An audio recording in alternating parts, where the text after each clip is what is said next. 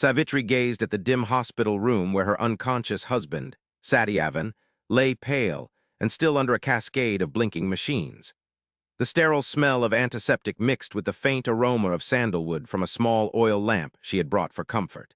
Outside, Mumbai's night pulsed with vibrant life. Neon lights flickered and distant horns blared, but here in the hospital wing, only shadows danced on the walls. The doctor's grim words echoed in her mind. Satyavan was slipping into a coma of unknown origin, and time was running out for conventional medicine to find answers. Desperation gnawed at her heart as she thought about their young marriage, still full of promise. A tear trickled down her cheek before she brushed it away fiercely. Determined not to let despair claim her, Savitri remembered the ancient scriptures her grandmother had taught her during long summers in a small village outside Mumbai. In those texts was the tale of another woman named Savitri who had outwitted death itself to reclaim her husband's life. The stories spoke of rituals, mantras, and mystical encounters that could bridge this world with the next. She left Satyavan's side only reluctantly, stepping out into the bustling city street where vendors hawked chai and newspapers crackled with news from around the globe.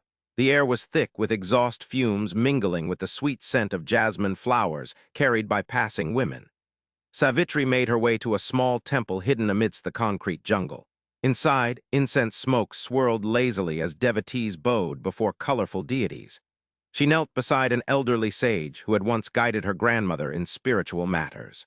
With trembling hands, she laid out offerings of fruits and sweets at his feet, her heart pounding with a mix of hope and fear.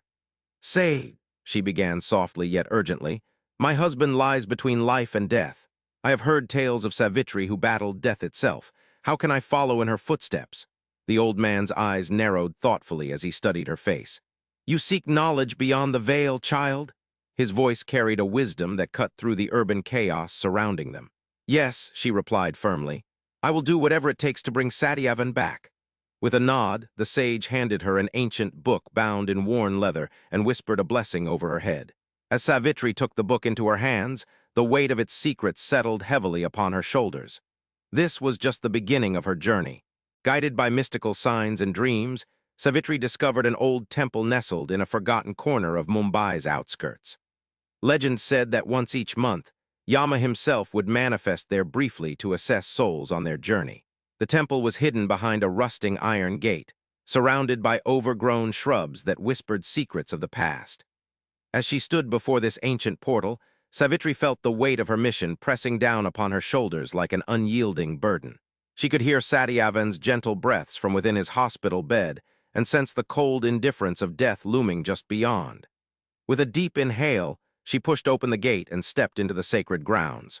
The air inside was thick with incense and damp earth. An old stone statue loomed before her, its face carved with serene lines that seemed to hold infinite wisdom. Savitri approached it reverently, placing her palm against its cool surface. "Savitri," she murmured softly, summoning the spirit of her ancestor.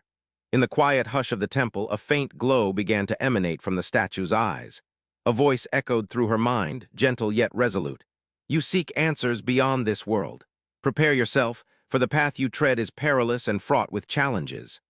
With newfound resolve, Savitri nodded, knowing that each step forward would bring her closer to confronting death itself. The temple doors creaked ominously as she took a tentative step inside, ready to face whatever lay ahead in her quest to reclaim Satyavan's life. Savitri's heart pounded as she stepped into the temple, each creak of ancient wood echoing in her ears like a drumbeat urging her forward. The air inside was thick with incense smoke, and the scent of jasmine, mingling to form an intoxicating aroma that seemed to envelop her completely. She knelt before the statue of Savitri, her ancestor's eyes now glowing faintly. "Guide me," she whispered, feeling a surge of determination mixed with fear. The voice from within her mind echoed again, more clearly this time. "Prepare yourself for trials yet unseen." With these words ringing in her ears, Savitri rose and ventured deeper into the temple's shadowy corners. She found herself in a chamber adorned with ancient symbols etched into stone wall symbols that seemed to pulse with an otherworldly energy when she placed her hand upon them. Outside, Mumbai's streets bustled as usual, but here, time felt suspended. Each step she took through this sacred spa. "Follow the light," he advised, "and let your spirit lead you to Yama's realm." Heartened by this cryptic message, Savitri left the temple and re-emerged into the vibrant chaos of Mumbai. The city was a tapestry woven from threads of noise and color horns blaring, vendors shouting, children laughing amidst piles of discarded plastic bottles. Yet through it all, she saw signs guiding her path forward. At a bustling intersection near the heart of the city, Savitri encountered an elderly woman selling garlands of marigold flowers. As they made eye contact, something in the woman's gaze sparked recognition and understanding. She handed Savitri a garland without asking for payment and whispered, "Wear this as protection." Grateful but wary, Savitri accepted the gift and wound it around her neck before continuing her journey. The scent of marigold flowers clung to her like an amulet against the city's harsh reality. As night fell upon Mumbai, she found herself at a small shrine tucked away behind a row of street vendors selling cold drinks and fried snacks. Inside, a single candle flickered weakly in front of a statue depicting Yama himself, a skeletal figure holding a noose, his eyes hollow yet watchful. Savitri approached the altar with reverence, her heart pounding wildly within her chest. She placed her palm over the statue's stern face and whispered a plea, "Please, let me pass through your realm to save Satyavan." A sudden gust of wind swept across the shrine, extinguishing the candle in an ominous whisper. In its place, a beam of ethereal light emerged from the statue's eyes, casting eerie shadows that danced on the walls around them.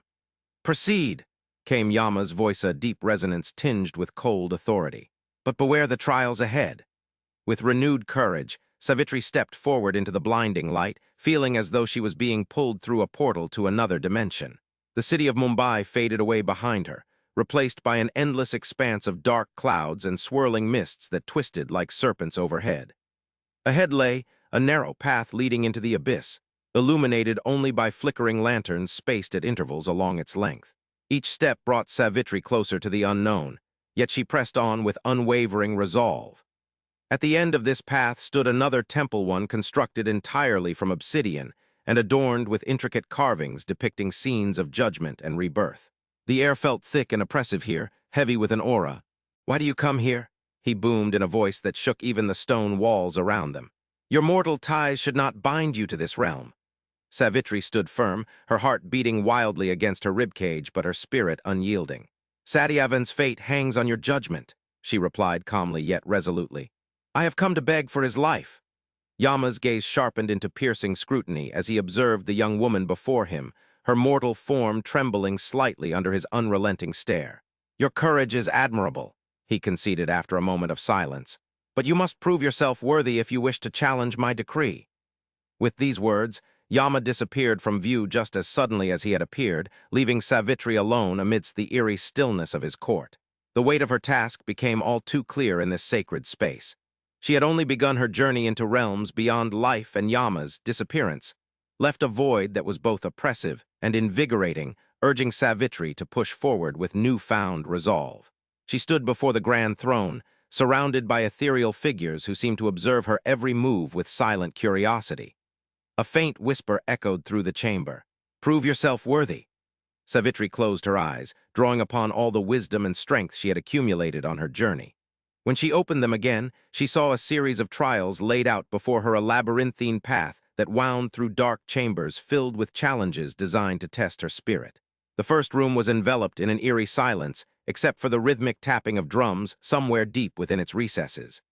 In the center stood a large mirror that reflected not Savitri's physical form, but all her fears and doubts, her husband's comatose state, the indifferent doctors, even her own uncertainty about whether she could truly change fate. Savitri approached the mirror with steady steps, meeting her reflection head-on. She repeated the mantras and rituals she had learned, chanting softly until the reflections of fear began to dissipate, replaced by images of Satyavan smiling at her from a life filled with possibilities rather than shadows of death. Exiting this room, she found herself in another chamber where physical challenges awaited, a series of obstacles requiring strength, agility, and quick thinking. She navigated through these trials with the fierce determination that had driven her since learning of her husband's fate. Each obstacle cleared was Lee. Savitri took a deep breath, her heart pounding with the weight of countless prayers and whispered hopes she had carried through this surreal journey. "Satyavan's life is not just his own," she began, "but the promise of a future filled with love, hope, and shared dreams that we have yet to explore together." Yama inclined his head slightly, as if listening deeply to her words beyond their surface meaning. The air around them seemed to crackle with an invisible tension.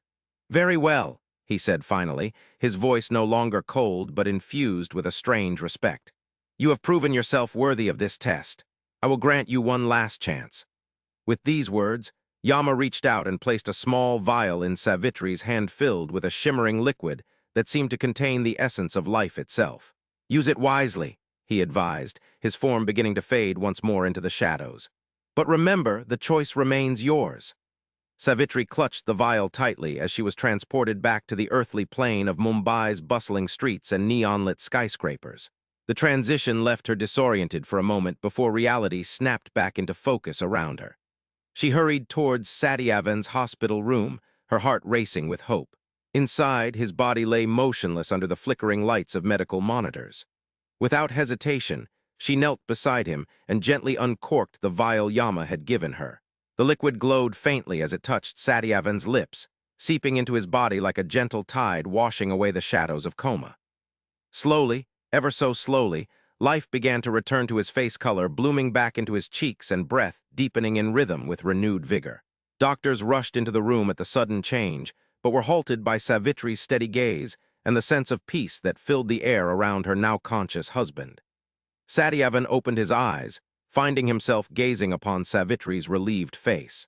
"Savitri," he whispered hoarsely, reaching out to grasp her hand tightly. She smiled through tears, feeling a profound connection with everything she had endured and overcome in bringing him back from the brink of death. "I am here always," she promised softly, her voice filled with an unbreakable bond that transcended mere physical presence or time itself. As the days passed, Savitri and Satyavan's story spread through Mumbai like a whispered legend of love that defied death itself, and the courage of one woman who refused to let societal norms dictate tea.